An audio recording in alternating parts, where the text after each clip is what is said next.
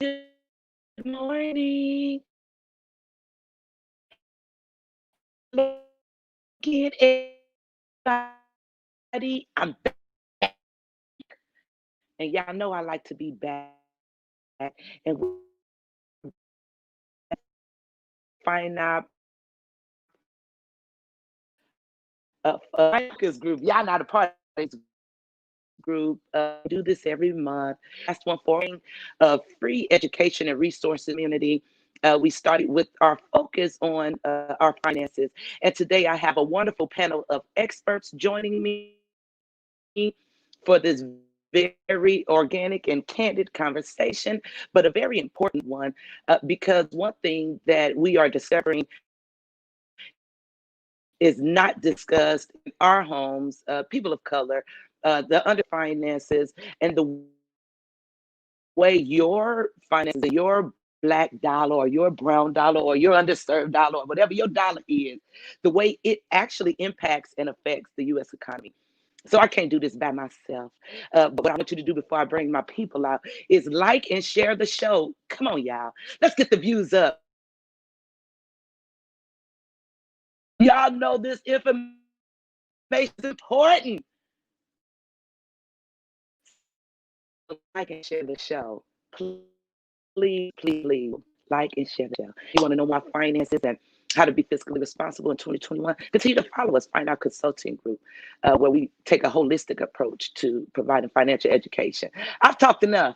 I have people with you guys, and so I'm going to let them introduce themselves. Okay.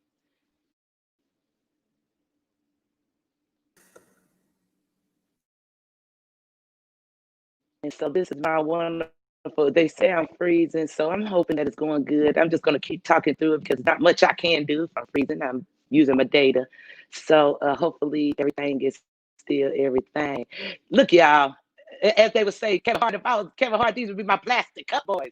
Okay, listen, I can't do it by myself. I don't have all the information to give y'all. So we bring in our team of experts to come in. We have representing our spiritual aspect, the pastor, my friend, Mr. Isaiah, Pastor Isaiah Williams. We're going to let him further introduce himself. We have my other friend all the way back. Y'all talked to him Thursday. Y'all saw what a great conversation we had on finances. Honey, he's a boss at Bowen. Will Station. And finally, this is my boo. I need to call her my niece. But Casey, the last time she joined us, Casey Smart is our in-house therapist. And the last time she joined us, we had a lot of technical difficulties. So I had to have her back for this show. We had our health care manager, Mr. Paul Drake, that was supposed to join us, but other things came up. So we're going to go with who we have. And I have a feeling this is going to be a great conversation. Come on, y'all. I'm done talking. Introduce yourself. Let's start with you, Pastor Isaiah. Who are you and what Hey, do you what's up, do? everybody? My name is Isaiah Williams. I hail from St. Louis, Missouri, born and raised. I can't say I've been in ministry all my life. It was one of those situations where my dad was in prison for 26 years, raised by a village of people. And then I just kind of, by the grace of God, through a community, which you're talking about now, through the community, through the neighborhood, um, I forged a relationship with Christ, been rocking with Christ since I was about 19, 20. And man, I've been able to travel, speak all across the country, some of the bigger churches in America, some of the smallest, in every high school in the nation, every college, really going after it. I'm currently reside in Tallahassee, Florida, pastoring his church here. So it's so cool. It's amazing. And I'm happy to get into this conversation with you today. That's right. Yay. Happy to have you. Thank you. Oh, yeah. Oh, yeah. Next, come on, Willie, because we're going to save my booth for last. The best, as they say. I don't know, Casey. You got listen. That's tough to say the best when you're on a panel of experts like this. But let's go ahead with Willie. Let's go all the way to Washington and introduce yourself, Willie. Hey, good morning. Hopefully everyone can hear me. See, my name is Will Station. St. Louis born and raised as well. St. Louis City is representing. Let's see. Currently, I'm a vice president CFO at the Boeing Company, responsible for three of our commercial derivative programs. It's the Air Force One. So I got the President's aircraft, the P-8, which is the Navy submarine hunter, And then I got the KC-46, which is an aerial refueling aircraft. Been at Boeing for about 15 years. Been in Seattle for about 10 years. And looking forward to this discussion, man. Ready to have some fun. Look like we got a good panel here, and it's going to be a live discussion. Yes. Thank you for joining us, Will. So I call you Willard because that's how I know you. So let me know if you want me to cut that government short. Otherwise, you're gonna be Willard today. Praise the Lord. Okay, Casey. Yeah, Say Will. Tell me. Go ahead. Okay. Thank you. Casey, let us know who you are. What do you do? Good morning, everyone. And I am a licensed professional in the state of Missouri. I work primarily with children and families. Well, I started my career working mostly with children and families. I've recently worked or switched gears a little bit more with entrepreneurs, adults. I am this close to being done with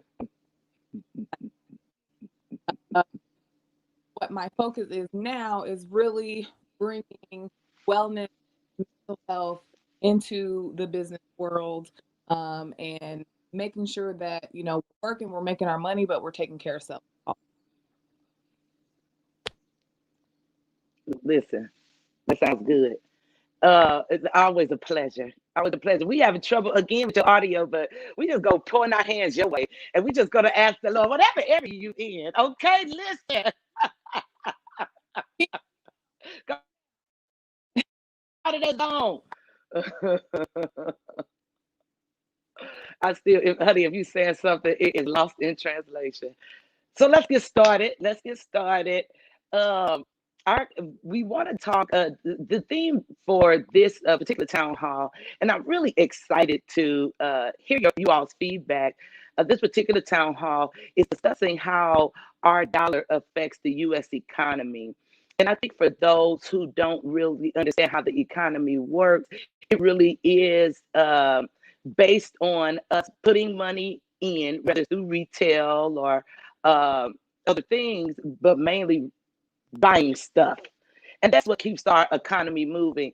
As long as we need things, then we have need for manufacturing and production. And as long as we have manufacturing and production, then we have the need for capacity, which is the people to fill those positions and spots. So then people are working. And as long as you work, you put the money back into the economy by buying clothes and shoes and food and fuel. And then the economy keeps moving. As long as you need that, then they have the people that need to do it. And we see how it works in this circle. But I think what we fail to realize sometimes, especially in our communities, is the power that has on the people's bottom line and how much they count on us to want to spend our money on money, cars, and clothes to keep the economy moving. We are talking about with this next Democratic, basically the president is Democrat, but we know that the cabinet uh, is I'm not the cabinet. I'm sorry, the Senate. People are texting me like I'm not live, Saints, and so you know how that gets. Honey, thoughts. I'm like, get out my mouth. But everybody knows. Get on Facebook if you want to see me and know I am, please, for the love of Ray J. Okay, but we want to, we have the Democrats that's in power in the Senate. Well, 50-50 in the Senate that's in power in the House and that's in power with the president. So we understand that there's going to be a lot of stimulation because Democrats feel like it is the duty of the government to intervene in the lives of the people. Whereas Republicans feel like more of a hands-off approach when it comes to government and that the people should take care of themselves. So now we have a stimulation coming into the economy and people say, well, what is this money for? What are these checks for? They want to boost the economy. In other words, they want to put money in your pocket that's going to make you go out into the stores and go shopping and buy things and do things so that the economy can be pumped up again. Because right now, with us not having any money, we scared to spend it, right? Who's going shopping? Who's paying for trips right now? We're trying to make sure, it's not another shutdown and that we're in position to hold fast if anything happens to our job. So now that I feel like we're on the same page, everybody knows what we're talking about with the economy. I have some questions for my panelists. Y'all ready? Y'all ready to talk? And you know what, Isaiah, you may as well unmute your mic now, because my first concern is All right, with all right, all right. get ready, get ready. Yeah, Is with the come on. church. Will and Hmm. I talked about this last week about where the knowledge of financial literacy comes from. And I find it odd that most of our underserved communities are very enveloped and engrossed in the church organization and world and things like that, where the Bible speaks so much about sowing and reaping,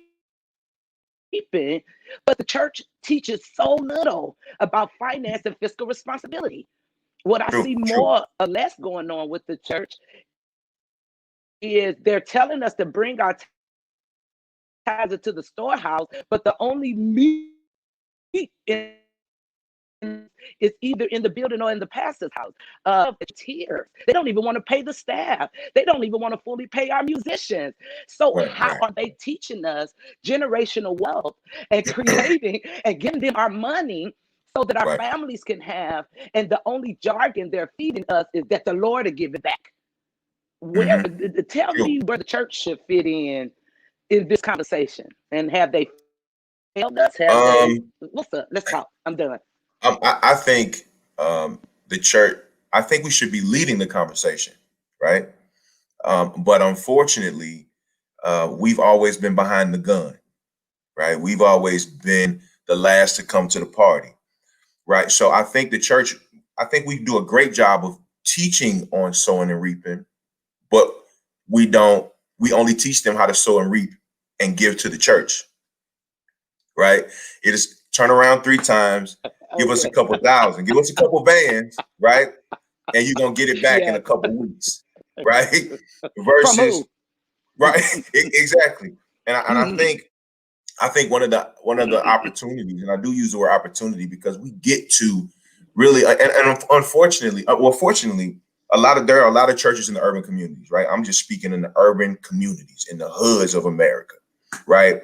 But unfortunately, they're only seen and not felt, right? And we have a Mm, target audience of people, unfortunately, in the urban communities are the mhm, disenfranchised, people that don't have much, and we're taking more from them, right?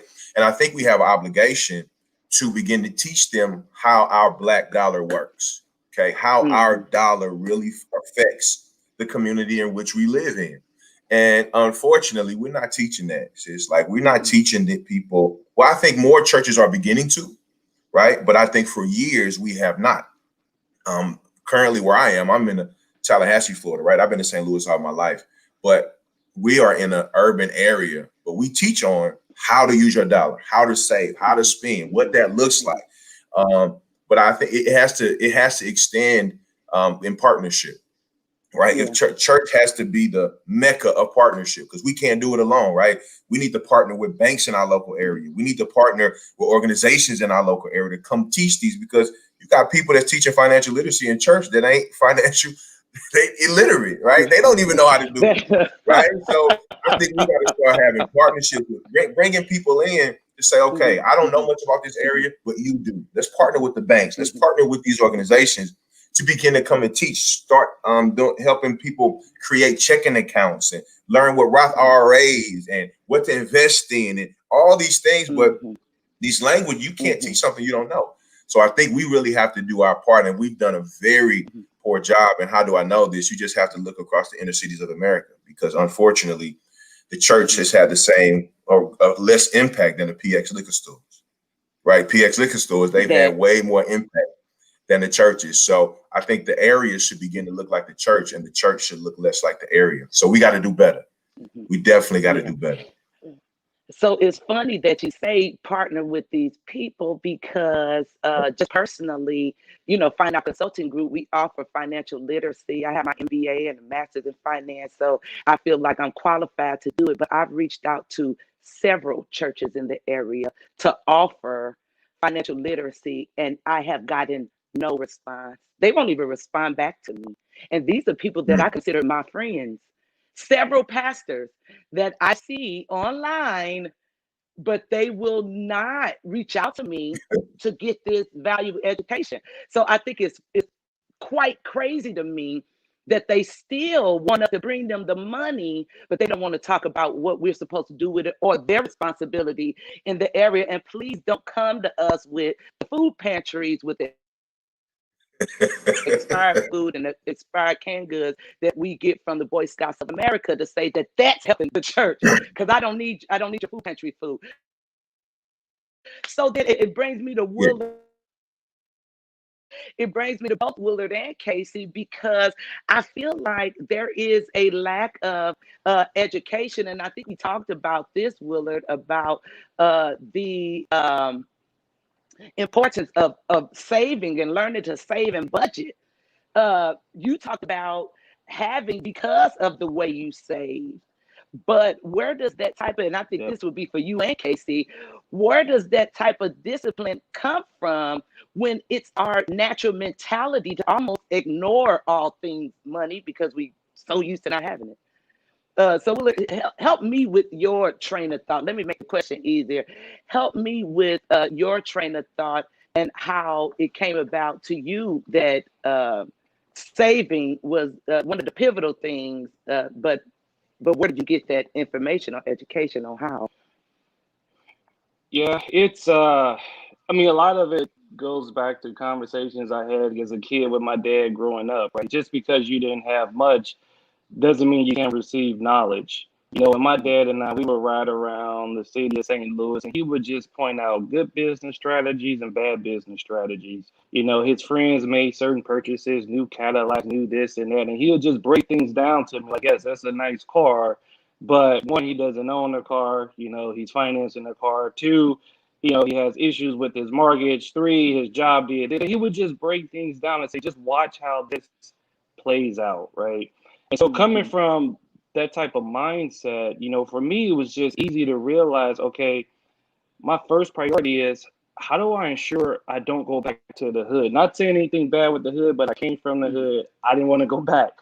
What do I need to do to make sure that I got enough stashed away where I don't have to go back, right? I don't have to go back and live that way. I wouldn't say necessarily go back to the hood. The hood's fine, but not go back and live that way, right? Where I just, you know, you just don't know if you can take care of the standard things you need in life, not just the extra, but just the necessities. How do I put away and protect for that? And so that led me to certain types of investments I made. You know, I made the comment the other day, I've only had one new car, and it surprises the heck out of people. I bought it when I was 40, just so, and I told you I want my butt to be the first print in the seat, right? I just want to experience that once. And so I bought my first new car when I was 40, but by the time I was 40, I had 4 or 5 homes, you know, so I had already owned property, already bought homes. Those things appreciate. And so my mindset has always been, how do I financially protect myself so I can take care of my basic needs, right? I can provide food, clothing, shelter, medical expenses. Medical expenses will really impact a lot of people in this country, and we're seeing it now with this global pandemic. And so that was just kind of where I came from. And that led me to making certain decisions, certain investments decisions. It started regulating what I purchased, what I didn't purchase. It just kind of put me on a path to just grip, to build and grow. But a lot of it, again, it started as a young man, you know, a young kid riding along with my dad and just having that person sort of explain life to me and explain situations to me and have me understand what you really need to protect. And from my dad, you know, he had a firsthand experience. You know, he went from his dad being a very successful businessman. He owned a bunch of cleaners. He owned most of the property in the city of St. Louis. Back in my grandfather's day, he was the only one of the few black men that could go inside the Capitol and meet with the governor, and he lost it all. He lost it all. He had a contract. He had a contract for the St. Louis Cardinals. You know, to clean their uniforms, etc. He lost everything, right? And so my dad had a firsthand account of what you need to secure, right, and what's really security in terms of your financials, and what's not. And he imparted that knowledge on me. to me, and that just sort of guided my view or the lens in which I approach the world. So when it comes to my kid, my wife and I are having this very active debate. There's this debit card for kids, right? And it teaches kids how to spend money, basically. And I told her, no way. I said, no No. way. I said, how about buy a savings card for kids and teach them how to Yeah. save the money, right? Everybody knows how to Yes. spend, but they got this Thank you. commercial and they show these little kids with their little debit card and they can go to the store and they can buy. I'm like, okay, they know how to do that part. Let's teach them how to save, because the saving piece is the part that protects you. And that's the part you can't get back. People keep saying, well, how do I retire on this? How do I do this? Well, you have to compound your money. We talked about that Thursday. The one thing you don't get back in compounding is time. It takes Yes, time to build your yes, it money does. up. Casey, help us understand the mentality. Where do we get this poverty stricken mentality? Is it valid? Does everybody have it? Is it a race thing? Is it an individual household thing? Help us. Well, they call it the cycle of poverty for a reason, right? There are things that you experience Mhm. come up in a situation, and you live in poverty, and those habits, those daily lifestyles, tend to create behaviors that are going to put you right back in that situation, so that you're in poverty and then your children are in poverty, and it's a cycle. But like what Will said, there are things do to prepare ourselves so that we don't have to repeat that. And I think it really comes down to habit forming. So Will talked about his dad showing him that example. And yes, we need someone to show us that Mhm. example, but we need to be able to practice that. Sort of like that debit card for Mhm. kids. Mhm. We need a debit and a savings for kids, because I think there's value in the debit card, because then you have an opportunity to teach how to budget. How much you have to spend on this. I hope you can hear me. Versus, if I spend all of Mhm. this, it's Mhm. going to be gone when I know I want to get this later down the road. So I need to save some of that, right? So it could, be able to teach some good habits. But really in general, if we want to break that cycle, it's forming habits that are going to pull us out of that cycle, and actually Mhm. practice. So I actually, my husband had some change. He gave it to my daughter. I said, oh, did you go put it in your piggy bank? So just that little thing, she kids really do know how to buy. She sees the commercial. I have this, mommy. No, mommy don't have money for that. Yes, you do. No, well, I'm saving my money for other things. Having those conversations and making it habit, and normalizing saving, normalizing budgeting, and showing our kids what that really looks like in practice. Yeah. That's good. That's good. It was funny. I was talking to so FinOP is now offering, oh come on, financial planning and investment options. We have an in-house broker. Oh yeah. Listen, we are full financial service. Thank the Lord. All right. We offer credit repair and tax preparation. It's a small little thing. But I was talking to one of my new partners, Jeff Seaberger, and it was so funny because I was telling him how little kids have money now. Years ago, I felt that when my son was probably like in the second or third grade, so this had to be like 2007, 8. Um, I noticed that there wasn't a candy store in the neighborhood, and the kids would have to walk to like Shop and Save or Walgreens. And who does that? We grew up in U City, Willard Honey. We had a couple of candy stores. That's what you do with your coins, baby. You save them and you go get your dollars worth of penny candy, and you eat in class all week. Well, I noticed they didn't have a candy store. So I went down to Liberty Candies and I listen, filled my little living room up with everything I thought they were. Red Hot Riplets and pickles and Snickers and stuff like that.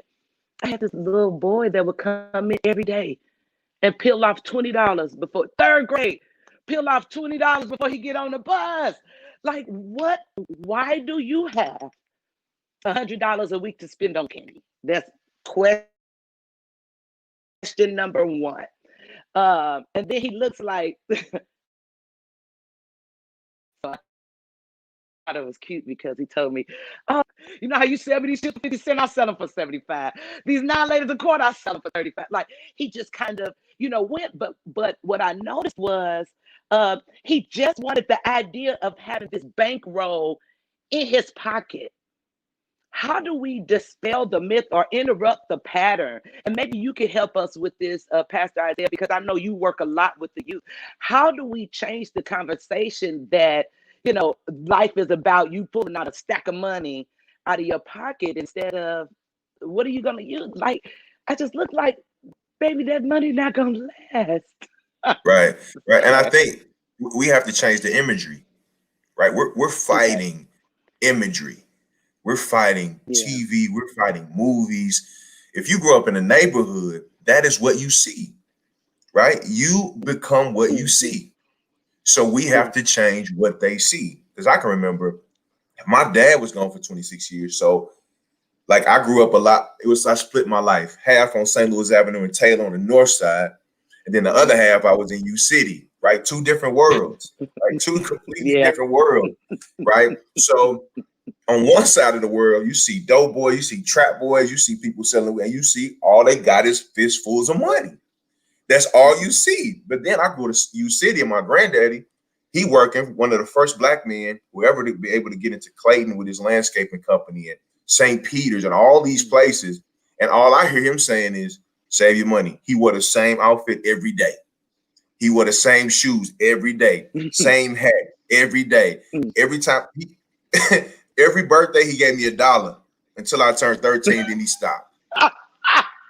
Right? But then, so I said, wait, I don't really like this picture right here. Like this ain't the picture I like. Right? I want to go back over here. I want to go back over here to where I see you got money. If you run out, you can go get it real quick.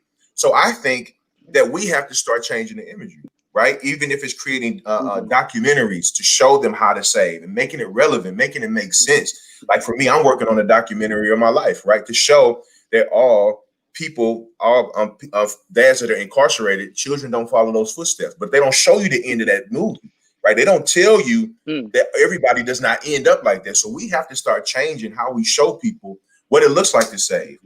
Like Will and Casey to show like properties, cars paid for. People don't see, but people see that, but we need to see how he did it, right? We need to see how Will did it. We need to see how Casey is teaching. So again, it's imagery, is showing people better. Because I can remember my mom, she used to drive me through Clayton every weekend. Every weekend. Now, Clayton was a place where it was unaffordable. Like you ain't, if your place wasn't good, you ain't ride through Clayton at certain times. You didn't ride through, areas like that at certain times. So she would always tell me, she was like, son, she said, you can live here one day. You can live here one day. She was that lady. She'd drive in those wraparound garages driveways that go in front of your house. She'd drive through just to show me, like, you can live here one day. I got older. Guess what? I lived there. It wasn't many of it, but I lived there for like 7 or 8 years, right? But it's the power of visualization. If she told me I can do it and she showed me, I became what I saw. So I think that's a great addition to, we have to start changing and showing a different narrative so they can see something different. What happens when they Isaiah, you dropping say, true because that's what knowledge. my partner said too. Go ahead. Go ahead. I'm sorry. Go ahead, Will. Go ahead. I was just saying, Isaiah dropping true knowledge, and I tell you, it's weird. Our lifestyles are, just our paths is very similar. I was similar to you. I grew up on Goodfellow, and near the Cabinet Courts. I don't know if you know what that In a area is at. trap. You were in the trap. I was. So I grew up there, and then similar to you, I went to U City. You were with your grandfather. I was with my grandmother and my grandfather, and my grandmother was the ultimate saver. I mean, the woman saved everything. Very, very successful woman. So very similar background, man. Very similar background. And you're dropping it 110% knowledge, right? It's the imagery, is what we show them, is what we teach them, how to value, what they should value, what their purpose should be. All those things matter, when you think about what we're instilling or providing to our kids. Yes, I It's But tell me first. Go ahead, Casey, because I was just getting ready to ask you. Hmm. it really is values and having that discussion about values, because there are I work with young people, and there are so many young people who haven't even taken the time to say, like, what do I value? What is important to me? What are the things that I want to spend my money and my time and my energy on? They don't know because no one has had that conversation and imparted those values on them. They're getting it from the radio, from the TV, from social media, and the things that they are latching onto are the things that are going to bring them back to that cycle of poverty that we were just talking about. So it definitely is important to those values and to encourage them to explore, what their values are, and not only to identify those things but then to live by them, and to actually spend your time and your energy and your resources on things that are valuable to you and that are going to get you to where you want to be in life. Yeah, Kate, that's huge because the explorer piece is the big piece in that. And like with my kids, I don't know how you guys approach your kids, but I rarely talk about money with my kids. I just don't, right? If I am having a conversation about money, it's, hey, put your money away, save it, give me half of it so we put it in the bank, right? So you can go to college. That's kind of how I talk to them. But what I try to encourage them to do more than anything is to explore. You have a laptop, you got a phone, go research something. Don't ask me questions about it. Go research it, go look into it. My son wants this dirt bike, and he's like, Dad, I want to buy this dirt bike for my birthday. And I was like, all right, well, is that dirt bike even allowed in the county? Can you have a dirt bike in the state? What are the restrictions on how you can ride it? What type of training, license, certificate, et cetera, so you don't have any issues with the police? And so he spent all night researching that, right? And once he finished the research, he came to the conclusion, well, I don't think the dirt bike is practical.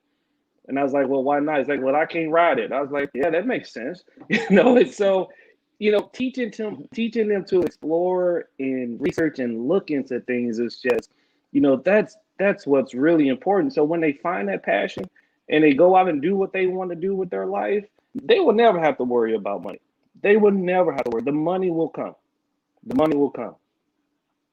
But I think that's big because I think you helped us with that by you kind of gave him those questions to do. What happens when you work in a community like I do? I work in Ferguson, but the part I work on, the part I work in, I consider it the blighted part of Ferguson, kind of the desolate. We work in with the apartments, Canfield, that's behind the Salvation Army and the Urban League. What happens when they don't know what to research? Like if we tell them, okay, you all need a better way, so then do it. And I feel like a lot of times, especially when it comes to our young Black men, especially, but our young Black students and children in general, I think unlike any other nation, I think Dr. King put it best when he said everyone else we're told to pick ourselves up by our bootstraps, but everybody else was given boots. And I feel like we kind of do it within our own community too. We kind of discount them like, oh, we call them thugs first. We call them illiterate first, instead of really looking at the issue, figuring out how they got there and what type of options can we offer them. So to say to research it, okay, but research what? Research money. What about money? How to save it? How? Investments. What investments? Some of them don't know what stock or bonds or any other type of investment option, other types of securities and things like that. They don't know what it means. They don't know the language. They don't know where to look for the information. How do we get that out? How do we financial responsibility a mainstream topic? Start there. It's Oh, don't all answer me at once. You're asking a lot of tough questions. Yes, very tough questions. I'll tell you this. I think you started off when we started off this discussion, you talked about the circulation of money, right? In order for money to circulate, money has to Yeah. come in, right? And when you think about the areas in St. Louis, the city of St. Louis, where the poverty is at, clearly, if you're only bringing in enough money to cover your basic needs, then there's limited opportunities to save. There just is. I mean, when you're just bringing in enough to cover your rent and your food, maybe your car note, there's Yeah. not a lot of money Yeah. to save, right? And so what you're speaking of is even a bigger problem with society, and is a bigger problem that you see Yeah. that impacts people of color like us a ton, right? The companies that move into the state, the opportunities that come into the city, everything sort of trickles down. And when it finishes trickling down, when it gets to the bottom, well, there's just not enough there. And unfortunately, we're at the bottom. We're at the bottom. And so to address many of the issues that I think people of color face, people face in the inner city, is not because they're not capable. It's not because they're not, they don't have desires to have a good life. It's not because they're lazy. They're just not given the opportunity. The school system isn't the best, right? It's not a safe neighborhood. St. Louis is just the interesting place. It has all the elements that you will want to see in a big city to attract major companies. Why don't they go to St. Louis? Mm-hmm. St. Louis is one of the most racially divided places I've ever been in my life. Mm-hmm. And I've traveled Yeah. all over. I've been all over. And when you get to St. Louis, you're like, okay, you got a free zoo, you got a hockey team, you got a baseball team. At one point, you had a football team. Why can't you attract commerce to St. Louis? Mm-hmm. Right. And it's a system, in my view, it's a system in St. Louis that's just structured to keep certain groups down. Right. And when you look at those people in the city and you look at what they're dealing with, I came from the city. I was not the smartest person in my class. I actually flunked second grade when I was in the city. So I wasn't the smartest person. I made it out because it was a blessing. Right. But people there are really good people. They're great people. My mother-in-law still lives in the city. She works her butt off. She takes care of everyone. And so it's a bigger problem that's impacting us. It's going to take a community, forums like this, people like Isaiah, people like Casey, people like you. It's going to take a community of us to fix it. But it's a systemic problem that was meant to keep us down, and so far is being very successful in keeping us down.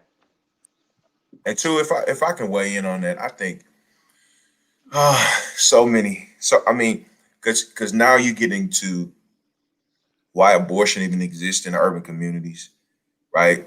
They don't have the money to raise kids. They Mm-hmm. don't have job opportunity. They don't have the education. Mm-hmm. Like it's a bigger beast, right? If we're talking, and if Mm-hmm. if I can represent the church, I can say, listen, we are we're in trouble if we don't figure out a way to help our young people, our young adults, because in the next 15 years, if we don't give them the literacy they need, we're gonna be in trouble, right? Because I'm 40, okay. Mm-hmm. My daughter just turned. Well, Yeah. my daughter be 18 in June, right?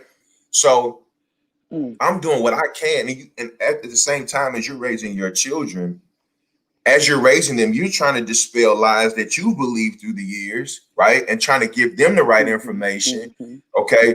So at the same time, now you have a whole nother heap of kids that don't even belong to you, right? And I think Mm-hmm. at some point, Melvin, I commend you for having these conversations, but it has to go past the conversation and move toward, okay, what is it? What kind of incentive are we going to give them? Yes. Because we just can't say, hey, we got a couple of sandwiches, come and listen to how to save money. Yeah. Right? They're gonna be like, Yeah. okay, we hungry, but we want to hear to save, and we want to hear how to get money. Okay, we want to. What can we do? Okay, if you come, I'm not going to hand you $200, but I'm going to help you invest this $200, and I'm going to help you watch this thing grow. Mm-hmm. Right? Each one reach one. That whole model, it has to be at some point. We have to come from our organizations. We have to come from our level of ease. We have to have partnerships, and we have to say, okay, mentorship is key, right? We have to, at some level, whether we have a corporate, what if I have a Fortune 500 business, or what if I'm an entrepreneur? I believe that every organization should have a mentorship program at some Mm-hmm. level.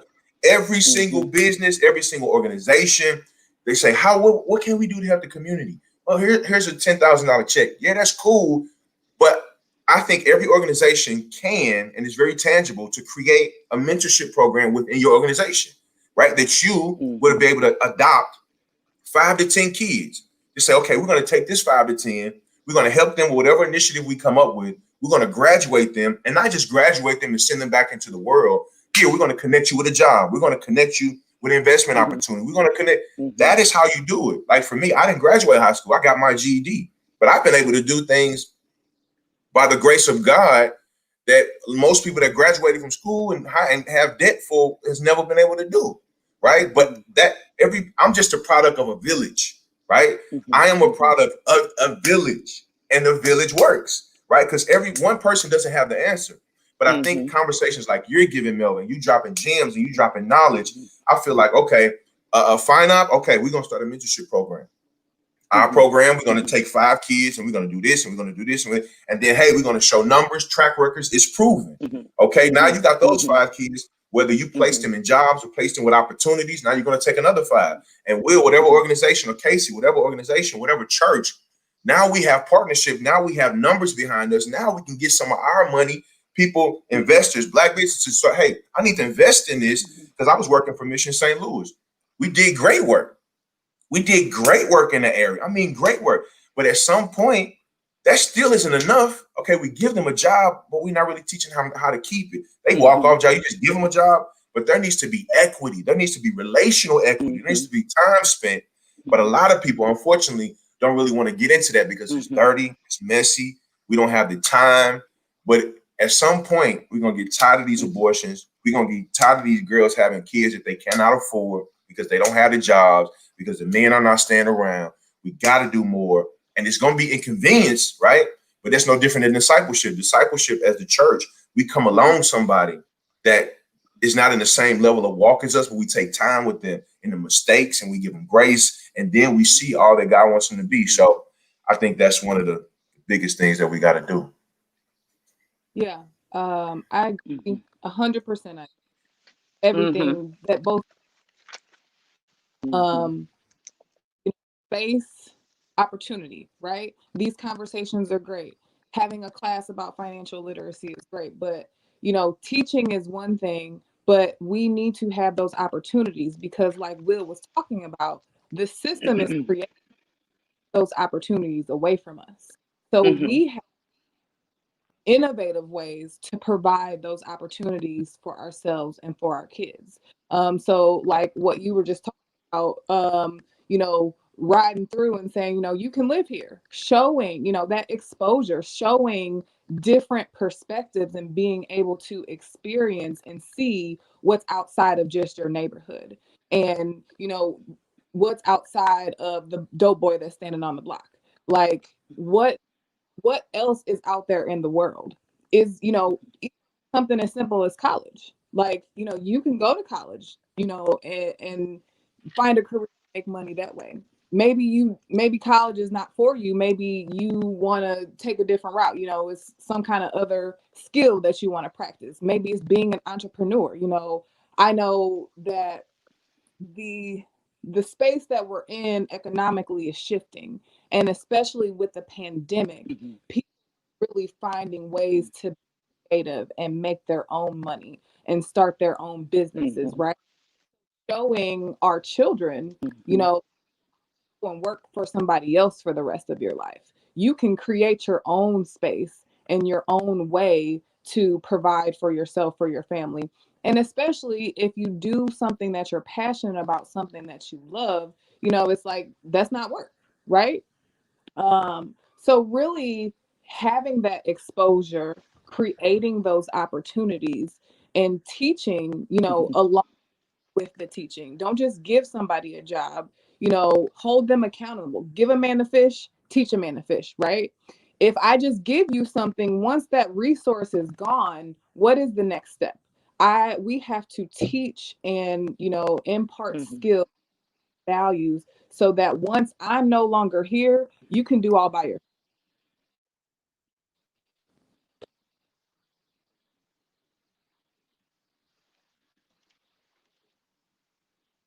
I think that's good. I don't know what's. I feel like it's froze. I don't know if we lost Casey or if she stopped, but everything I heard was I had to sit here and just take notes, child, because you all have said so many profound things, and I kind of want to bring it together. You talked about it being systematic, and it absolutely is. I talk often about a book I read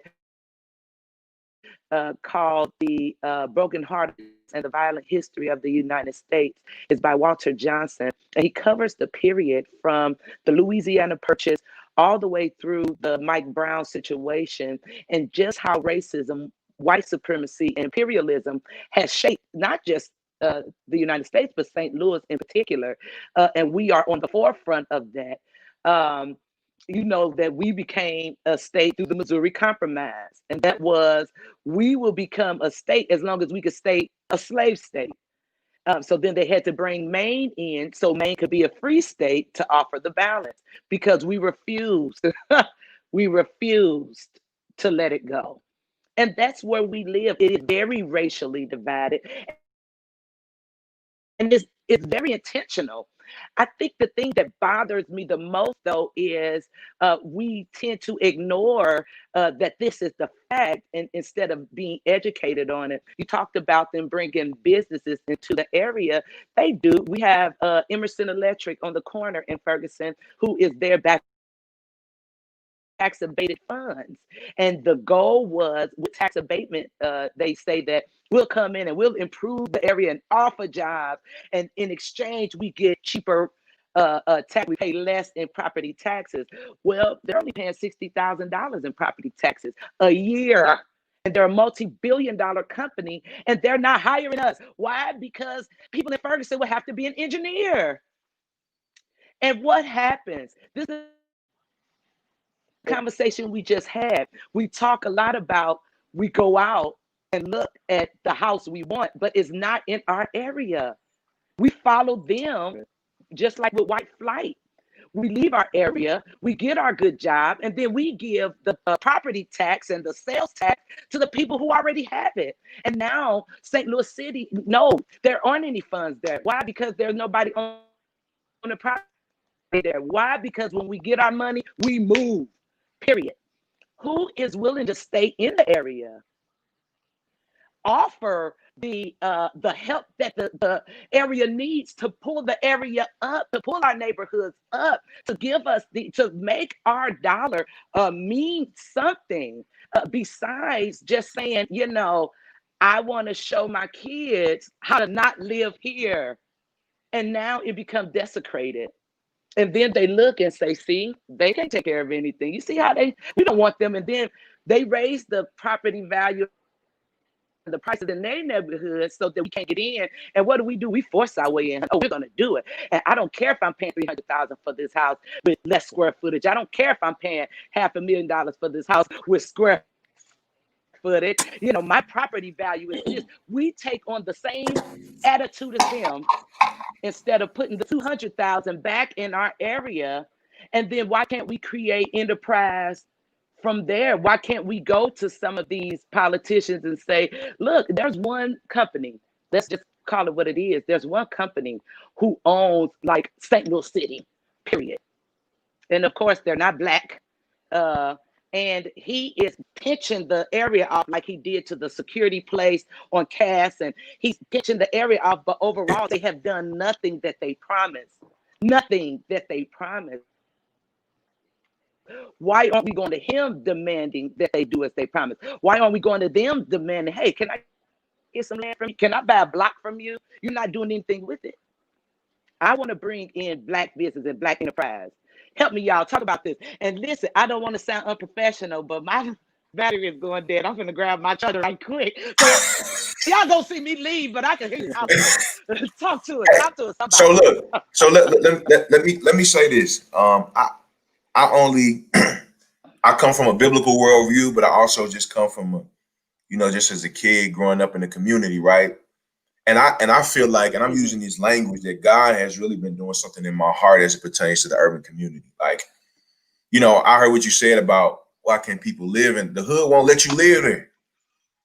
Right? That's the reality. If you look in the neighborhoods and you see how they try to do this revitalization programs, and they put a couple of new houses on a neighborhood, on a block that's dilapidated. At some point, those new houses gonna look like the neighborhood. They're gonna vandalize them. They're gonna mess them up because they're like, why would you just put two houses right here? Like, why don't you build up? But I believe in restoring the current beauty, right? Not technically knocking down, but this is something that God put on my heart, and it was this phrase as I was as the Lord was kind of growing this church in my heart. It was gentrification without relocation, right? Yeah. Gentrification without relocation. And if you read Isaiah 61, in that chapter, it's talking about how the Spirit of the Lord is upon us, that when we become Christians, he saves us to do something, right? And in the text, it's talking about that for the Spirit of the Lord is upon me to be there for the poor, to raise the bound down head, to set the captive free, to give beauty for ashes. But then you keep reading, and then as you begin to do this for people, as you set captives free, whether mentally, socially, physically, as you lift the bound down head, whether from depression, oppression, whatever that is, it goes on to say, and this is the remedy, and they shall build ancient ruins, and then they shall raise up former devastation, and they shall repair their ruined cities and the devastation of many generations. And then it goes on to say, strangers shall come from near and far to say, what have you done? So in my mind, that lets me know that it's not the government not gonna fix this. No. The aldermen, they not gonna fix this, right? I'm taking the responsibility. I'm shouldering in this conversation for the church that God has equipped us to go into these communities or disenfranchised area to let them know that they can be better. Because once they know they can be better, they'll be like, wait a minute, let me start cutting this grass. Because once you take care of one house and you spur somebody to do another, they be like, I want my grass to look like that. I want my this to look like that. And then they start feeling better about themselves, and then they start doing the work in the community. Because for me, if I'm planning a church in the urban community, I gotta live there. I can't go live in the county. Yeah. Right. I can't go live in Spanish Lake. I can't go live in Chesterfield and drive 40. I have to live to the people that I'm connected to. So I then have to say, okay, church, I know that there's people here that are called to live in urban communities. You got missionaries that go out of the country, but I know that God has put missions people to be urban missionaries. To start now living in these neighborhoods, and we're adopting community. We adopted a block. Then after that, you have to say, okay, let's put a business in this community. What kind of business? For me, it's a coffee house, right? That's the vision that I have.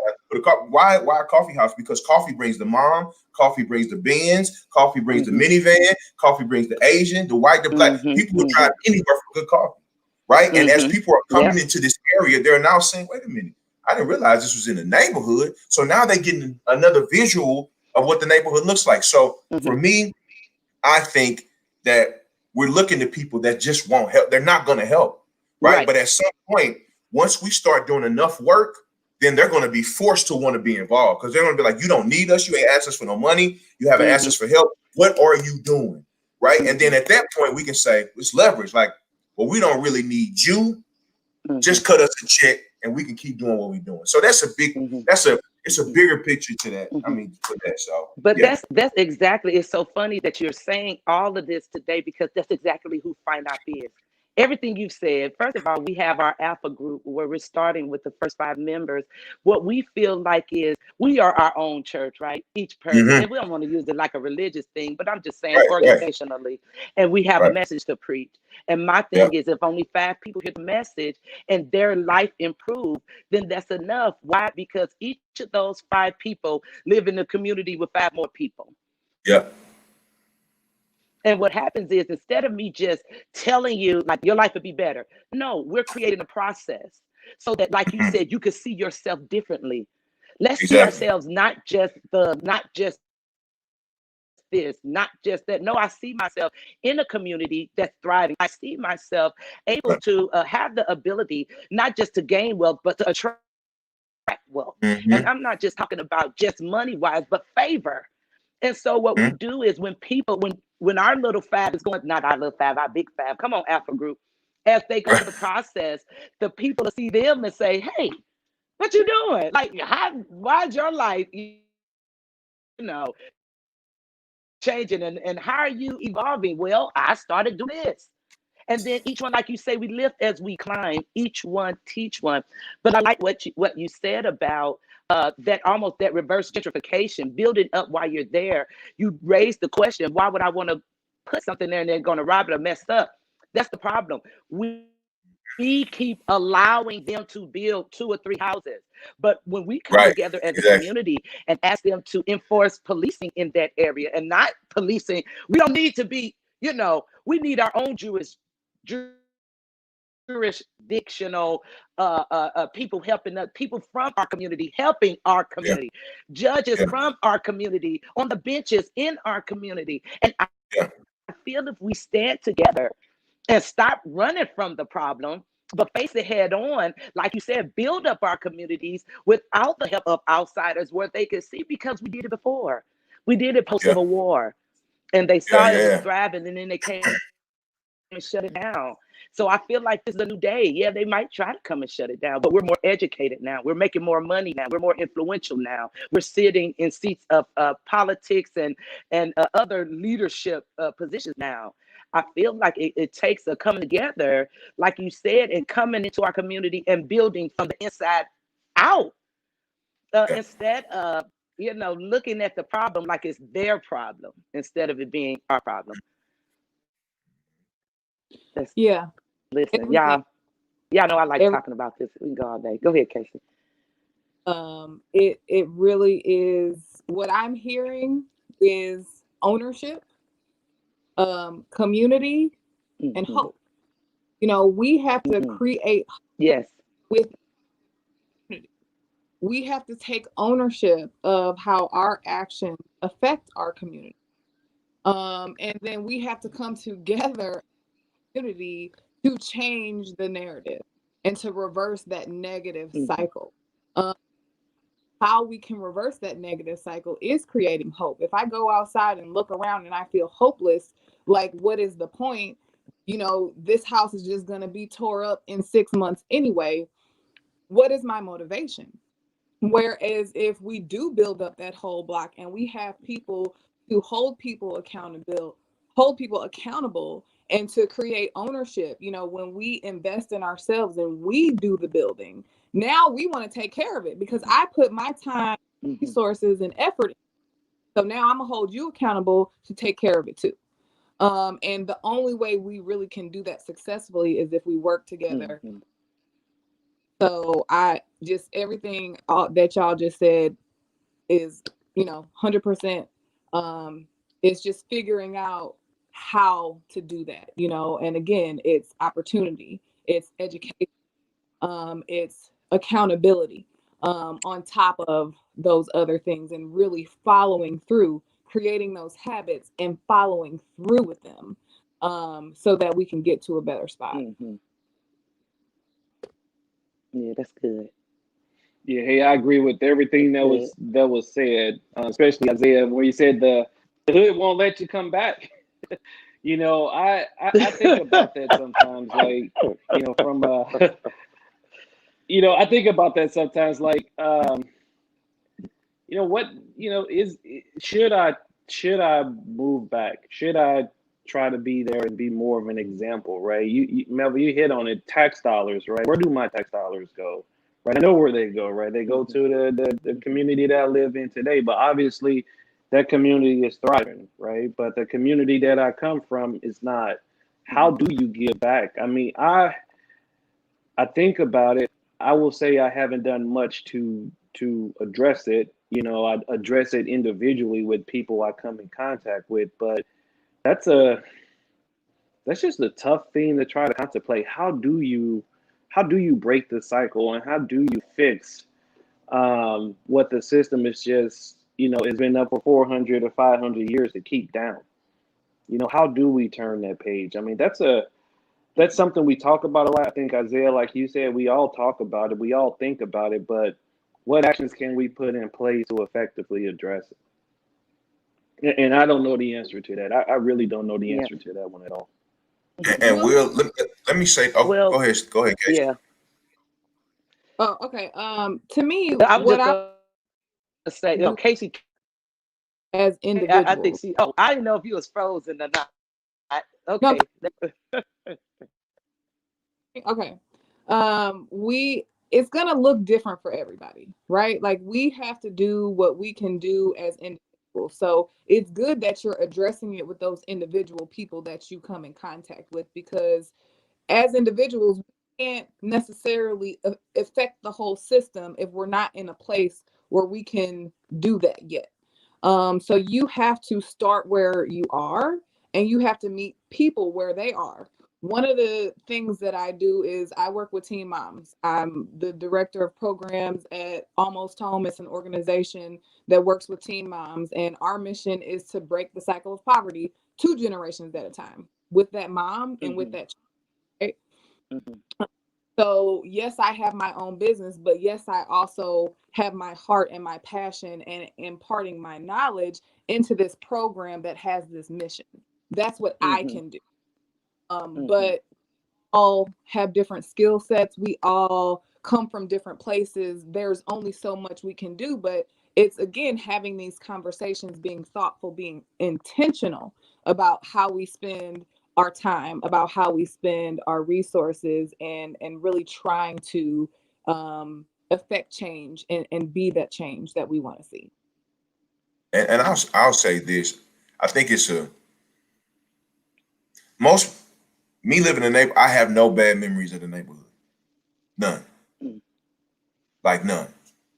Um, I have great memories of growing up in the neighborhood, like putting a crate on a light pole in the alley, learning how to do backflips off a trash can onto off the dumpster onto a mattress, walking to the corner store, going to get my grandmother stockings when they used to have them in the egg. You know what I'm saying? Like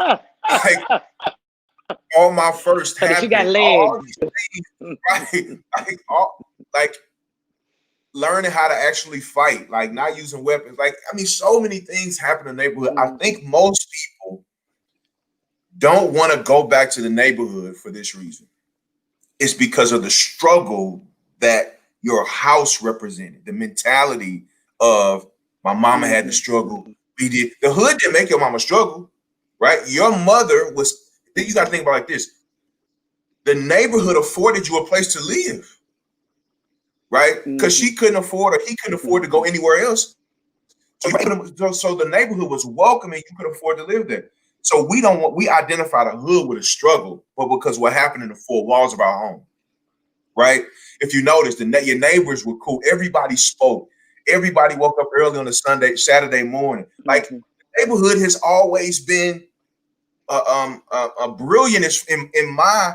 The neighborhood has taught us how to be entrepreneurs. Like you got to do if you could Mm-hmm. take a product. Let's talk about weed. Okay, if you could take a product Mm-hmm. and you can go to every hood in the city, you an entrepreneur, you a communicator, you a people person. That's why you could take some of the same skills in neighborhood and go to corporate America because it teaches you. Mm-hmm. Right, it teaches you how to be a people person. It's taught me great skills. Like I'm a communicator just because I didn't go to school. I just talk to everybody in the neighborhood. That's what happened. But the neighborhood has not been bad to us. It is what has happened in the four walls of the neighborhood. And you seen your mama struggle. You seen eat the same meals. You're like, oh my, your mama worked all these jobs. But Will, there has to be a plan in place that looks like we cannot be a one-man band. That's why people they get burned out. You try to save a whole neighborhood by yourself. You're like, I don't have no help. You get frustrated. You're like, I don't want to ever go back again.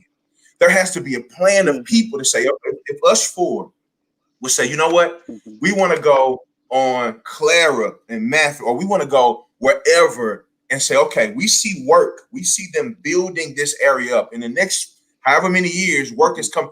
Let's get about four houses. Okay. All four of us, because and it's also a trap because they have these dollar homes, right? You can buy the houses for $1, but they only give you 3 to 6 months to flip the houses. And whatever you put into the houses, if it's not done, they take your money, it's gone, and you lose the house. Right. So that's a whole trap. So we have to have a program in place where we have enough money and say, hey, us four, we're gonna get these four houses. What are we gonna do? We're gonna find people or create space for people to live in these houses. We're gonna rent them to people we know that have a mission, and so it has to be some level of plan. But I think most people look at the neighborhood and it's like, man, neighborhood bad. Nah, man, it's just people who need to be loved on and need opportunity. So, and the neighborhood has so many. It's a big school, right? And they need some teachers, right? So I think we just got to go in intentionally and do the work. Mhm. Yeah, and I say, Isaiah, I think when you and I were coming up in the neighborhood, you're spot on. That's how it was. That's how it was.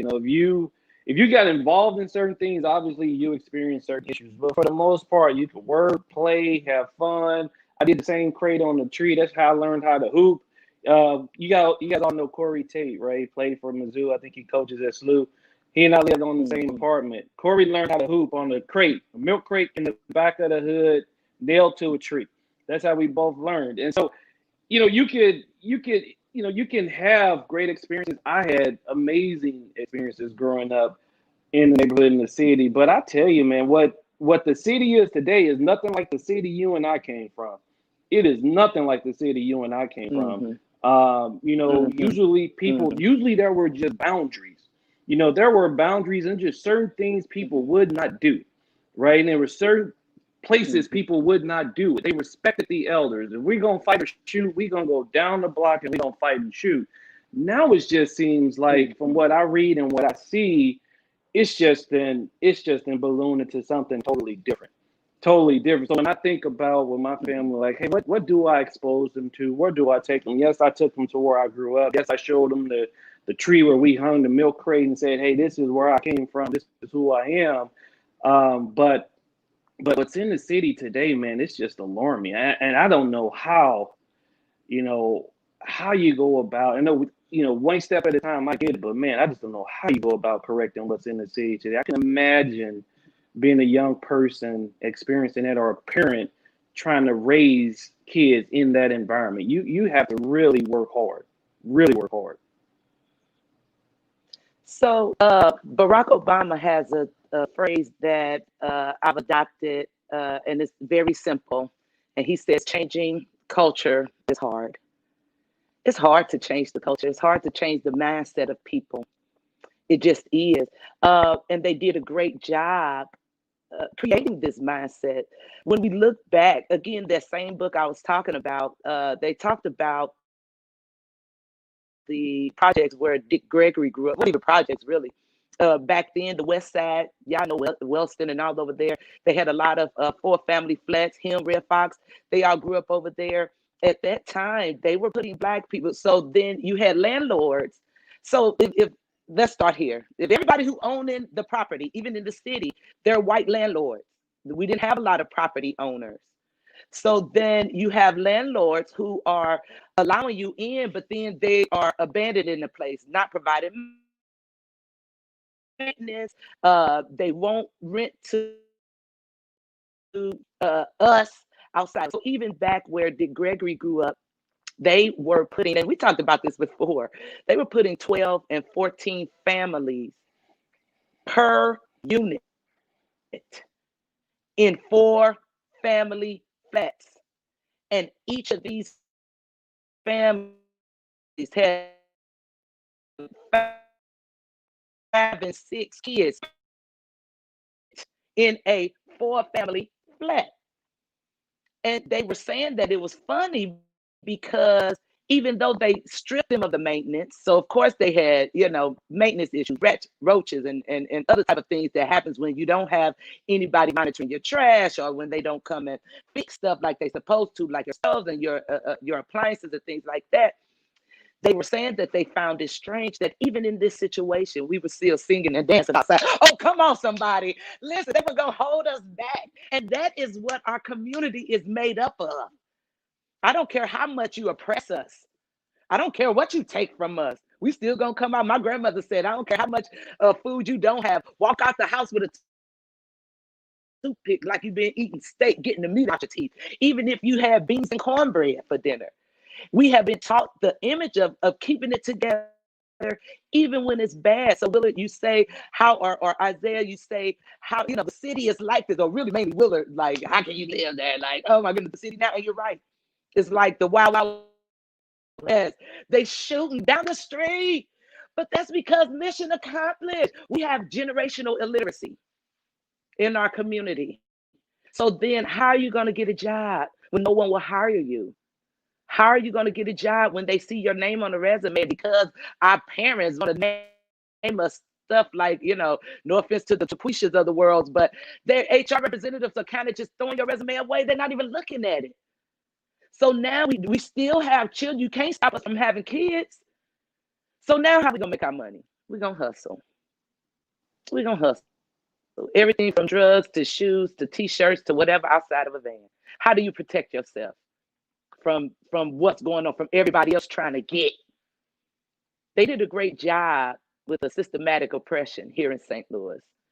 If you have never been outside of St. Louis, I'm grateful that I was born in St. Louis, but my grandmother lived in Indianapolis. My other paternal grandmother lived in Arkansas. So I wasn't in St. Louis. I've never been in St. Louis for a whole month until I was grown. So I really didn't grow up here. I don't really know. So then I got to see a different side. It's not in St. Louis, it's black neighborhoods, white neighborhoods. Where my grandmother lives, it's they everywhere. You liable to live next door to anybody. So it really is tough changing the culture when this is the culture that has been established. And then we want to call them hoodlums and barbarians, but what have they been taught? What other options are we given? So then when it comes to changing culture, I think the key is showing them examples of everybody don't, live like this. Everywhere is not like this. And let's go ahead and educate ourselves. It doesn't have to be through college education, even though that's what I did. But let's get that knowledge so we're not asleep, so that they can't just tell us. Sometimes they tell us the silliest things and we believe them. Sometimes the normal things go on, like the insurrection at the U.S. Capitol, and you still have people that are talking about, you have politicians. Well, we're willing to impeach, but we still need to hear all the facts. And y'all know, if it was us, honey, we wouldn't have made it to the gate. It would have been a bloodbath. That whole building would have been on fire. You already know. But the fact that you have police officers taking pictures and they talk about the preparation. No, it's not the preparation. My godsister works in D.C. She said that she works for the Department of Veteran Affairs. And she said they have 3 days before this, and to stay home, work from home if they could, and to, don't come into D.C. because you'll be stuck. So they knew. This is the America we live in. So we have to come together as a community and change the narrative. And okay, I understand that this is your thing. I understand you don't know what to do but hustle. I understand that y'all are having shootouts because you just want the money. But let me move into the neighborhood and show you somebody that's making their money like my dad. My dad was kind of the father to all the boys in our church who didn't have fathers because my dad was making 6 figures in the 80s. And he did it by owning his own accounting firm. So we were traveling with nannies and all kind of crazy stuff. So I had a point of reference. I know what it is to get out there and make money. But guess who my daddy business partners were? Jews and Italians. That's how he made his money. But he came back into the neighborhood. He would tell the kids, if you want to go to Dairy Queen, come here and sit in my Bible study. And then he would take the whole street to Dairy Queen in our van. So it's just about doing what we can to change the culture, one family at a time. And this is my opinion, one example at a time, one process at a time. Like you said, Pastor Isaiah, and like we do with FinOP, if I could just get 5 people to start something and then let that catch on fire, it will become contagious. And we'll look up what I'm gonna say this and I'm gonna stop talking. For now. Okay. I call him kind of my mentor. I don't know if he would even want to hear me say that, but I remember when I first came up with the concept of FinOP. And he asked, what did I want to do? I said, I want a podcast. He looked at me, Tanzanian. So Tanzanian. So I'm gonna try to resist the urge to do the accent. But he looked at me and said, and when has a podcast ever changed the world? Tell me the podcast that you listen to that has influenced or impacted the world. He said, if you want to change the world, you got to change the man. And you do that one man at a time and give them something that they can really have. Are you trying to build wealth or are you trying to build a legacy? And I told him, I'm trying to build a legacy. He said, well, then the podcast is just the beginning, but you have to have a holistic approach to dealing with people, right? Because the knowledge of finance and the knowledge, we're talking about this, but that's not the barrier. Casey will tell us, so what if we do classes? What's stopping you from investing? Black people don't trust. My coworker said black people don't trust black people with their money. I corrected him and said black people don't trust anybody with their money. Period. So how do we change? How do we begin to trust so that we will invest? How do we change the narrative of, this is your street creds come with this. If you're not doing this, then you're not about this. How do we change that conversation where it's no longer where we're not held bound by our own selves? It's up here. Some of us just don't have the people. We address the social aspect. Some of us just not hanging with the right people. Get your friends up. Right, right. For real. I want to talk to people that know money. Will's gonna get tired of me because now I get to talk to him about finance. I'm gonna keep calling them because a lot of my friends don't know. And they want to talk about silly stuff. I was gonna say light, but I'm not gonna say it. But I like to, So I like to say it that's like this. my. But I like to say, a world that you cannot enter is a world you cannot change.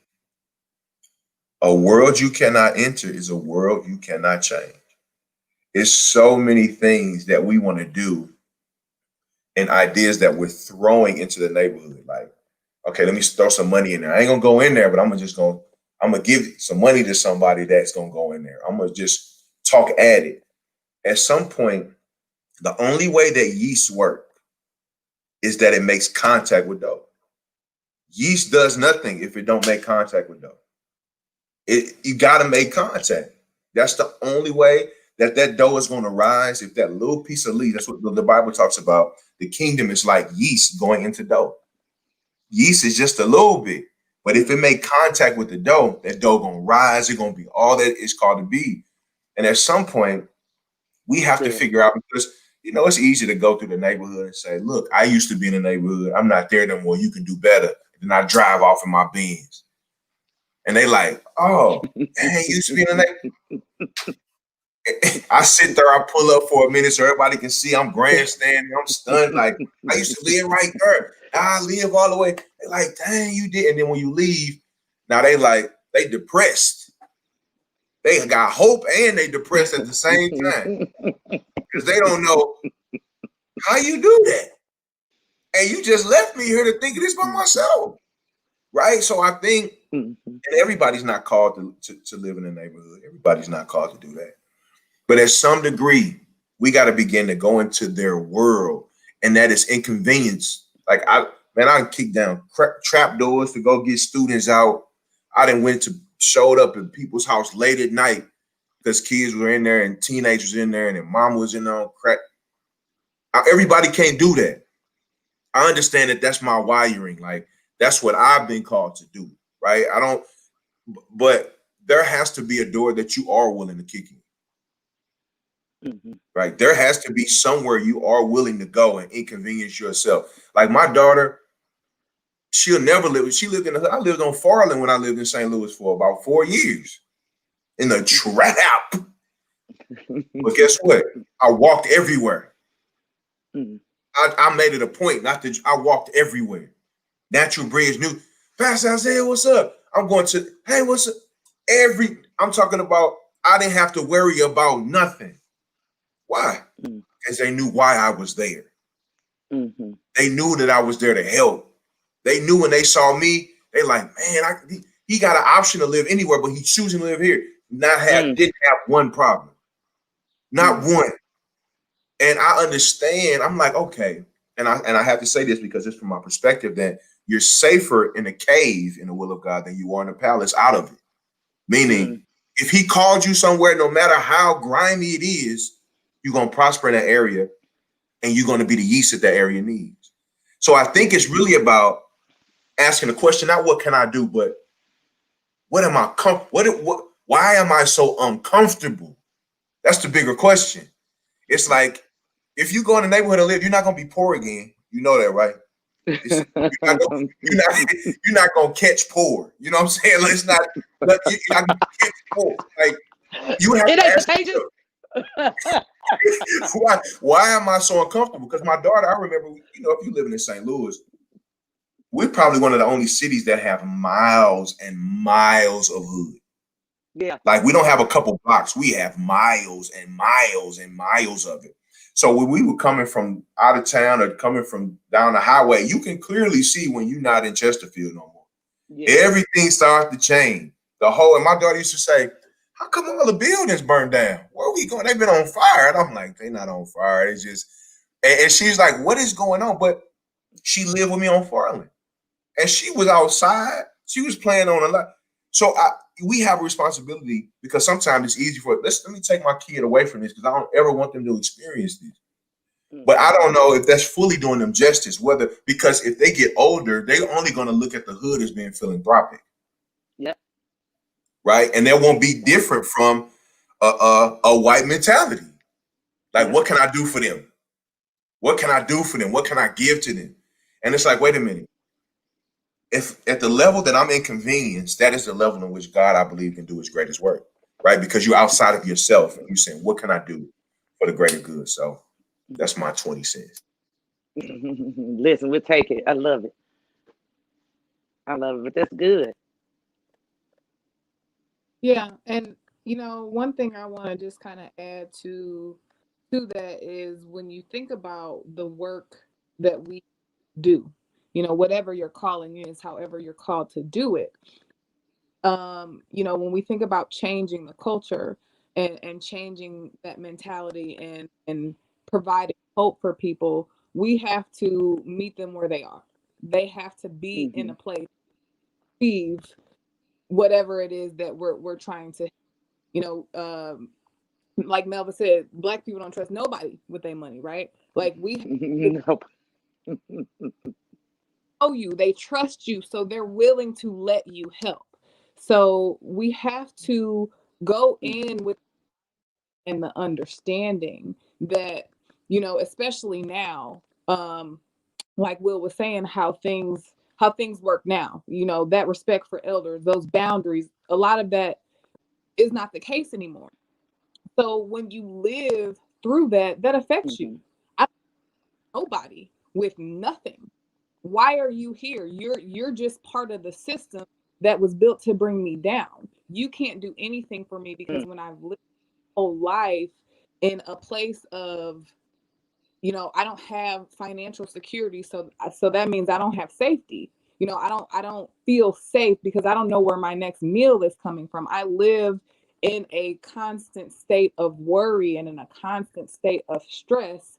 So you coming in and saying, I'm going to help you. I'm like, why? Why are you trying to help me?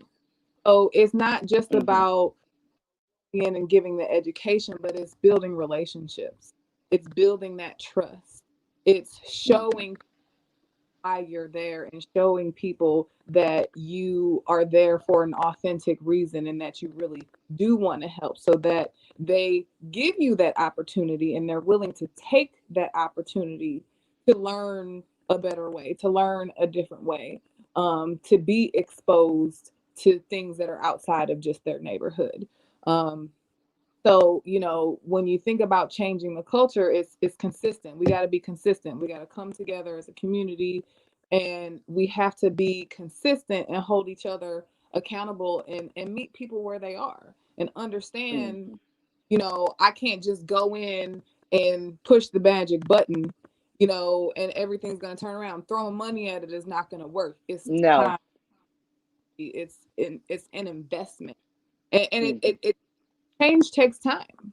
We can't go expect the whole community and the whole neighborhood to change in 6 months. That's not how it works. We have to invest and we have to be consistent, and we have to keep at it until it does start working. Yeah, yeah, Casey. I think you definitely touched on a point that sort of resonates with me, and that's the trust element of it. It reminded me, when we first moved to Seattle, my wife's nephew, well, our nephew, he was, grew up in the inner city, grew up in Wellston, and just got exposed to some unbelievable things, that no kid should see or witness. And we moved him here. We moved him here. Hey, you come to the suburbs. I never forget when he came here. He had a little duffel bag and didn't have many clothes or anything. I said, okay, just leave all that stuff there. Let's hit the mall. And I took him shopping. We hit all the stores, bought him all the shoes, took him to school, enrolled him in school. And we just gave him access to everything a kid could want and need. We thought, throwing money at the problem was the solution. Right? Clearly, he just needs to see money. He needs to be comfortable. He needs to be fed. That didn't work. That didn't work because one, he'd been through so much. He saw so much that a kid his age should not have to experience. And it was his junior year of high school, so he saw so much. And then two, it was that element of trust. I don't think he fully trusted me. I mean, obviously he trusted his wife. I mean, my wife, that's his auntie, but I don't think he fully trusted me. And I don't think he fully understood how to approach me. And so we would talk every night. Every night I talked to him about, hey, if you make these decisions, this is where you go. If you make these decisions, this is where you go.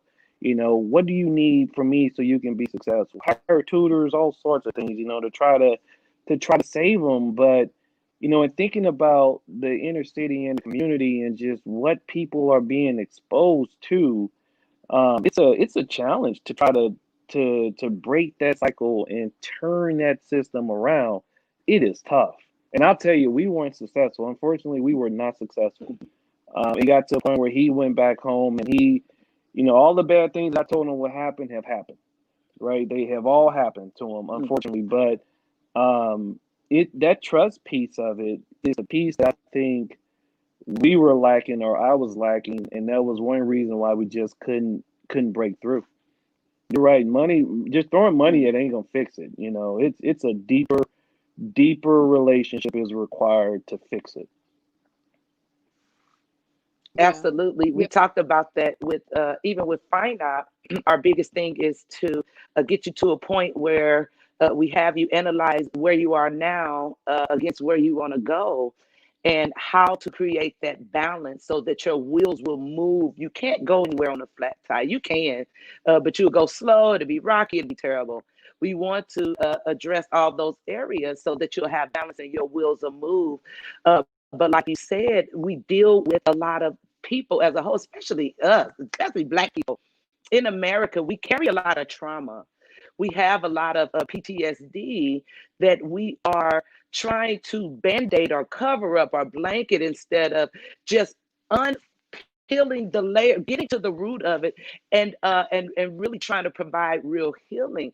I think that's that's the bottom line to our culture. Period. We need healing.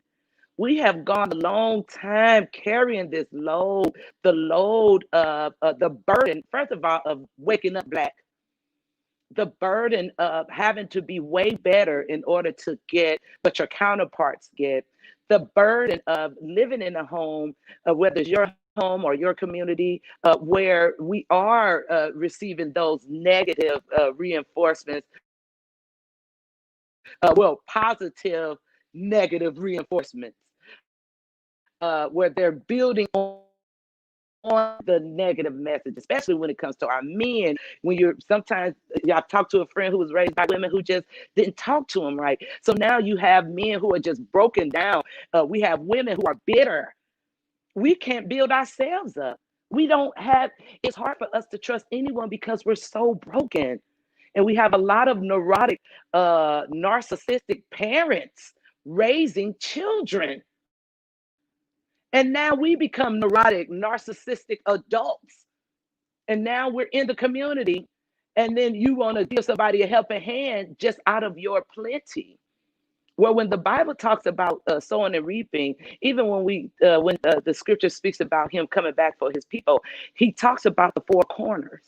And anything in sowing and reaping, you're supposed to leave your four corners. And what are the four corners for? So they would reap in a circle. When you go into the harvest and get your crops, they do it in a circle, and they leave what they call the four corners. The four corners is the crop that's left over for the widow and the orphan and the stranger and the foreigner, those who don't have. We are supposed to take from what we have to leave room for someone else to get. But we don't. We glean our circle, we glean the four corners, we glean everything, and then look around like, well, if y'all don't have, I guess that's on you. But in Acts, when the church came together and when they first got the Holy Ghost, the first thing they did was sold all of their possessions so that no one lacked. And the Bible said, and the church grew daily. We have to get to a point where it's not about us. Not like you said, Pastor Isaiah, not about our comforts, not about what is easy, but we have to get to the point where we're leaving even out of our own supply those areas so that those who don't know and don't have can come and eat, come and drink, come and have. You shouldn't feel out there. You shouldn't feel displaced. I think the biggest thing is the community. It's time for us to come together as a community and do what we were called to do. What is your why? We all, I think, on this panel, and we're going to try to wrap up in a little because we don't want to beat a dead horse. And I feel we've had some wonderful dialogue today. But we all have a mission. But your mission and your purpose are two different things. We want to figure out our purpose. What's the why? Why am I saved? Why am I successful? Why do I have the knowledge that I have? How am I here to serve? Why am I doing what I'm doing? And I think when we could offer someone else a why, we don't trust because you're trying to throw us money, but you haven't given us anything to derive a purpose or to derive our mission. So I think that's my thing. I want you all to have, I want to go around the room with some final thoughts and words, and it could be on anything we talked about today. We always talk about what books we read. Well, we're not going to do that today, will we? Unless you want to tell us, Isaiah and Casey, but we want some final thoughts. We're talking about how our money can impact the U.S. economy. What are our final thoughts on that, or putting people in the position to have?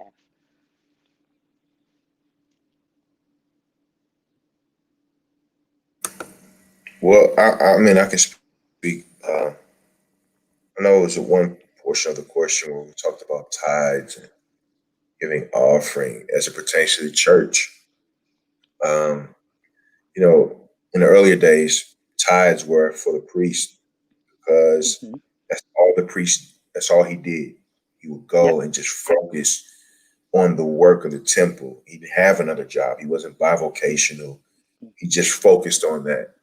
The But I Levites. think that's it. He just focused on where he was. So, but I think now it's a different day. Okay. A lot of our pastors are full time, but they're bivocational. They're in real estate. They're doing this. But I believe your tithes and your offerings, man. I think if your community still looks the same and you've been there for about 15 years, then I have to question, like, why are you even there? Right. I think in this, and this is to any Christian, this is to any pastor that's listening, to any person, that the tithes and the offering, yeah, they go into the storehouse so that the house can be full, but just not full just to be full. It is full so that you can give to the people who are next to you, who are around you. I like to say that the body was designed to heal itself. There should be no lack in the body, right? The body was designed, it was created to heal itself. So I think the church, man, we have an obligation to what's around us, right? And I don't believe, and when Jesus saved us, he doesn't save us for us. He saves us for people, Mm-hmm. right? And I think if we are Christian, and if those that are watching that will listen on the replay are Christian, you have to ask yourself, have I truly been living out the mission that God has called me to be? Is And have I truly been changed? If I have I changed the people that's around me with my money, with my time? Because ultimately, God is not after your money. He's not after any of those exterior issues. He's after your heart. Because if you can get your heart, he got your money, he got your time, he has your influence, he has all of that. So I urge anybody that's watching and will watch, even if you're not a Christian, what have you been doing with the life you have been given? Have you been squandering, or have you been looking for ways to make the world you live in better? And I'll just leave it with that. Excellent. And I'll piggyback on that a little bit, because my takeaway from this is a couple of things, and I think it's one of the first things that I said was values. Um, really taking the time to think about and reflect on what we value, and not necessarily materialistically, but what are those characteristics that are important to us and that allow us to live within our purpose. Um, so really taking the time to do that exploration and to think about that, and then again to act on that, to take the time to build those relationships, with those people in need, to take the time to reach out and be someone who is affecting change in your own community, or in the community where you came from, or just in the community that needs it. um, so thinking about those values, living in your purpose, and putting time and energy and resources into those things so that we can expose people, and create opportunities for people and educate people so that they can then do the same thing. And then Mhm, that negative we talked about is mhm, reversed, and it creates a mhm. cycle. Everyone can grow. Yeah, I love it. Let's see, Isaiah and Casey, you make it very hard to follow behind the two of you guys. I tell you that much. I've taken away a lot of, this call has, this discussion has made me humble, is what I'll say. Oh, Um, nice. when you think about the conversation we all had, and you think about our ideas in terms of how to fix and resolve things that are impacting our community, think about financially, what our community needs, what we as a people need to do financially. It's humbling to just think about all that, because clearly, we're still all trying to figure out what that remedy or solution is, and we're just not there yet. We're just not there Mhm, yet. But I tell you, I'm also encouraged. And what I'm encouraged by is not only that we can have this dialogue, we have this forum, we are having these discussions, because I do think the discussions matter, right? The discussions mhm, do matter, mhm, and being able to just talk about it openly and freely, is very important. And I'm also encouraged by the fact that as I go to work, as I go to my office, as I'm interacting with the senior leaders, from a corporate standpoint, we're having these same discussions, believe it or not. Our CEO mhm, at our company is talking about, racial inequities, right? I'm having conversation with my boss mhm, and my mhm, peers about what's going on and what happened in the news, what transpired in the Capitol, and how do we all feel about that, right? How does mhm, that impact our country? How does that impact our people? And so the dialogue is happening at all levels. It's taking place at all levels. mhm, And what we now need to figure out, and I know we've talked this a ton and we don't know, but what we now need to figure out is how we get that real momentum behind it, right? So the people who are on the block, who are experiencing the things that we know, are negative and are negatively impacting their lives, how do we get that real momentum behind it so we can change where we at, change our people, and move our people forward? That's the part that we have to kind of figure out next. I enjoyed this discussion. I could talk financials all day. Obviously, this discussion was somewhat financial, somewhat everything, somewhat religion. We went all over the gamut with this discussion, which was fun. mhm, But I appreciate it. I encourage people who listen to this. When I think back about the things that matter most to my life. It was the conversation with my parents. It was the conversation with my loved ones. It was the conversation with the village, like Isaiah had referenced. It's those things that can set a person up for success, and you can never discount any of those. So we just got to keep talking, keep preaching, keep loving on our family, and they'll get there. We'll get there as a community. We just got to keep at it. That's good. That's good. You all, listen. This has been a pure delight. I love talking grown folk talk, okay? And we can do it in front of people. Y'all know I love me a good audience. Pray for me, saints. And I'm gonna take all my makeup and do a TikTok video. So y'all go on there and like my little video too. But you all, this has been a wonderful conversation. I feel that the kids nowadays, I don't like to call them kids, but children, they're making money. I've mentioned TikTok and things like that, but these young people are out here making money on YouTube and IG, and they're paying. Google is sending them these checks. We need to start the conversation, even for them, how to make this residual income. Don't use your check and buy a Bentley. Then you won't have any money left, just your car and the maintenance. But we want to teach you all that we want to encourage you all to take your money, save it, invest. All investment isn't risky. You have some safe investments too.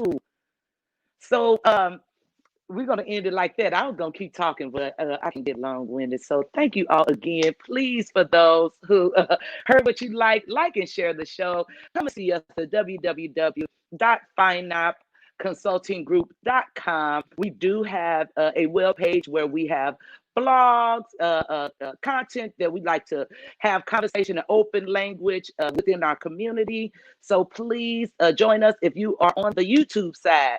Hit subscribe. So every time I'm on here clowning, because y'all know I love to clown, okay? Pray for me, to Pastor Isaiah, to my friend Will Station, to my niece, Casey Smart. Thank you all for a wonderful, enlightening conversation. If you all didn't catch it from the beginning, rewind it, because you're in for a treat. But I think other than that, we've done everything. On that note, if y'all need me, call me. Isaiah, where can we find you? Casey, where can we find you? Will, should we be looking for you? Oh yeah. I'm on all social media. I'm on all social media outlets. Isaiah Williams, ISIAH Williams, Facebook, Instagram, TikTok, popping. I'm about to get a check from them too. So I'm close. Right. So I'm in that world. So y'all can find me. I'm working on the website, Isaiah Talks. I'm kind of revamping that. So YouTube, Isaiah Talks. You can catch the messages, you can catch the sermon, empowering moments, like you can get it all. So that's where you can find me. Nice. You can find You can go ahead, Casey. Yeah.